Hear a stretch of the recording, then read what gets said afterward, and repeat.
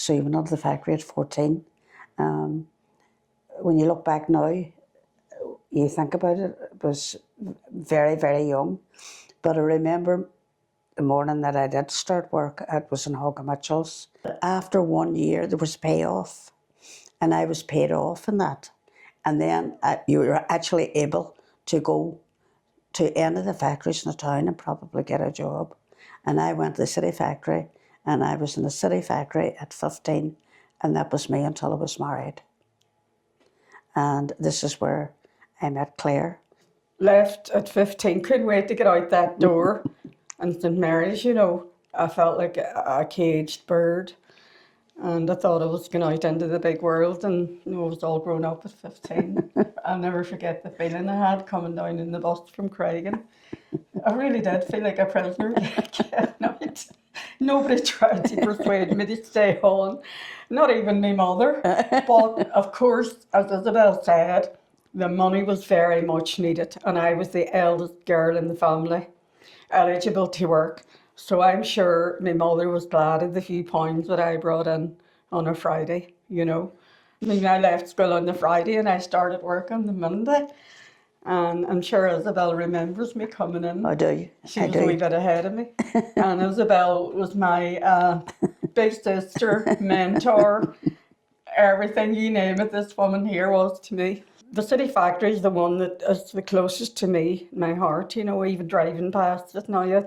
I look at it and it's just like my first home sort of thing. Where's the city factory? It's round in Queen Street, Patrick Street, you know, the big building.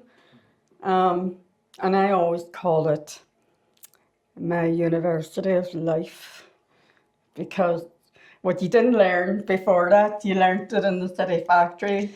There was very few men working in factories, am I right? There was few men. Fewer men, of course. And had they better jobs, or how did it work? All the managers were men. You had the mechanics. Cutting room. And an RD, we don't mind men working machines. No. The highest that a woman went to would have been like a supervisor over the floor. You didn't call them managers. It was the men were managers, wasn't it, Isabel? Yeah, I would agree with you there. Aye. So yeah, definitely there was a hierarchy. And I found too, like, and Isabel, you'll probably agree with this, the like of the men that walked in the laundry and went round the floors and that, and I don't want to name any names, they were upwardly mobile. They were able to work their way up to management. Aye, that's true. Where I don't know of any of the women that went anything beyond a supervisor. The machinist or an examiner, a supervisor. Or a supervisor, yes, definitely. So a supervisor would have been the highest rank for the woman. Yeah, okay. Yeah. And would your wages reflect that? Would you? Did you get different wages for the higher you went up?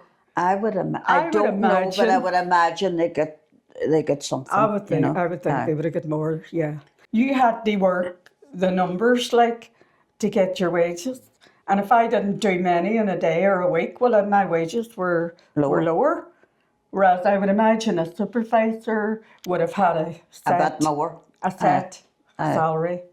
We learned all about life and fellas and relationships and all sorts of things that you didn't get from your mother, you know, because the older girls were your, like, big sisters, auntie, mother figures, even granny figures, and they were always there for you if you had a bad night and somebody you fancied didn't ask you out to dance or you had a fallout. You get in the morning and the girls beside you, or we had a girl called Angela who sat in the corner doing buttons and buttonholes because she had a whole corner to herself, and she was our counsellor therapist. She was just the age of us because everybody as well. went to her to share their problem.